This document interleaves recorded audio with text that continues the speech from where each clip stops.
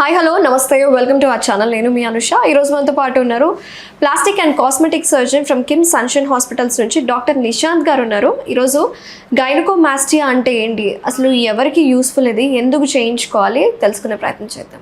Hello doctor, how are you? Hello అండి, నమస్తే. Fine, మీరు ఎలా ఉన్నారు? నేను బాగున్నాను, థ్యాంక్ యూ. సో గైనకోమాస్టియా అంటే ఏంటి, ఈ టర్మ్కి అర్థం ఏంటి అసలు? గైనకోమాస్టియా అంటే గైనిక్ అంటే ఫిమేల్ అని, మాస్టియా అంటే బ్రెస్ట్ ఉండేవని.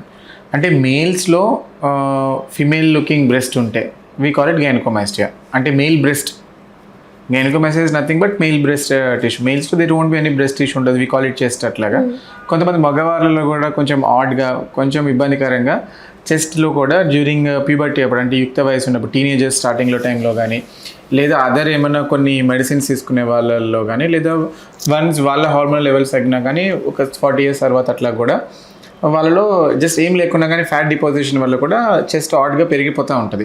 ఓకే. అండ్ దానివల్ల they don't look more confident. And చాలా మంది ఏడిపిస్తూ ఉంటారు కూడా.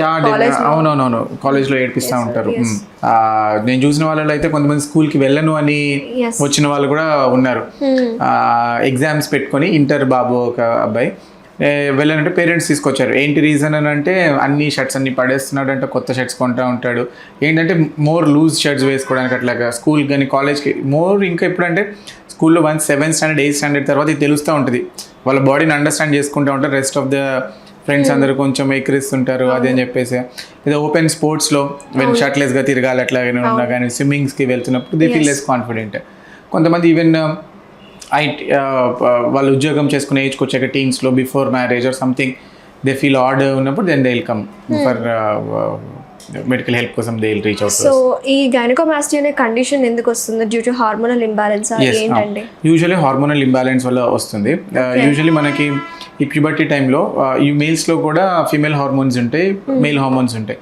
కొంచెం ఓవర్ యాక్టివిటీ ఉన్నప్పుడు కొంతమందికి సెన్సిటివ్ బ్రెస్ట్ ఇష్యూస్ ఉంటాయి. ఈవెన్ మేల్స్లో కూడా చాలా లిమిటెడ్గా ఉంటుంది అది గ్రోత్. ఏంటంటే ఒక 50 grams 100 grams చాలా స్మాల్ అమౌంట్ ఆఫ్ గ్లాండ్ ఉంటుంది. అది కొంతమందికి మోర్ సెన్సిటివ్ ఉంది, హార్మోన్ రెస్పాన్సివ్ ఉండి చాలా ఎక్కువగా గ్రో అయిపోతుంది అనమాట. అది ఒకటి.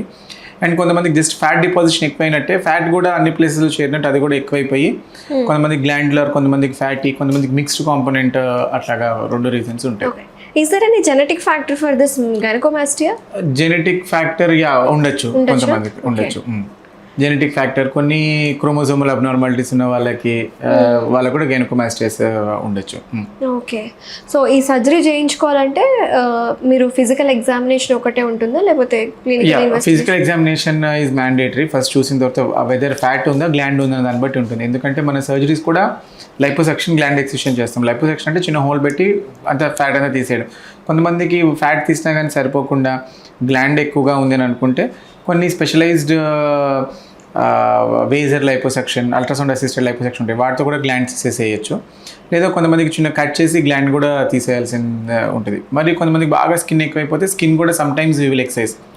అదొకటే కాకుండా స్కిన్తో పాటు కొంతమందికి చుట్టూతో ఉండే ఏరియోలా అంటాం, డార్క్ కలర్డ్ స్కిన్ మనకి చెస్ట్లో సెంటర్లో కనిపించేది, అది కూడా సైజ్ పెరిగిపోయి ఉంటుంది. ఫీమేల్ లుకింగ్ ఆడ్గా ఉంటే పఫీ నిప్పల్స్ ఉంటాయి కొంతమందికి మేల్స్లో. We will excise those particular things. కొంతమందికి అసిమెట్రికల్గా ఒక సైడ్ ఎక్కువ, ఒక సైడ్ చిన్నగా ఉండడం, ఒక సైడ్ ఫ్లాట్గా ఉండి ఒక సైడ్ ఫీమేల్ లుకింగ్ ఉండడం. కొంతమంది కంప్లీట్లీ ఫీమేల్ లుకింగ్ ఉంటాయి. కొంతమంది ఎట్లా ఉంటారంటే కొంచెం ఫీమేల్ లుకింగ్ ఉన్నా కానీ డిపెండ్స్ ఆన్ ఇండికేషన్. సపోజ్ జిమ్కి వెళ్తున్నారు, మోర్ అంతా చేస్తున్నారు, ఆ ఒక్క టైట్ షర్ట్స్ వేసుకుంటే it is looking odd, then they will also candidates. కొంతమంది అసలు చూడడానికే షర్ట్ తీసేస్తే అమ్మాయిలా కనిపిస్తూ ఉంటారు, వాళ్ళు డెఫినెట్లీ దే విల్ రిక్వైర్. అంటే దెర్ ఇస్ నో సొల్యూషన్ అండి ఇనిషియల్ స్టేజెస్లో, లైక్ ఎక్సర్సైజ్ కావచ్చు, జిమ్ వర్కౌట్స్ కావచ్చు?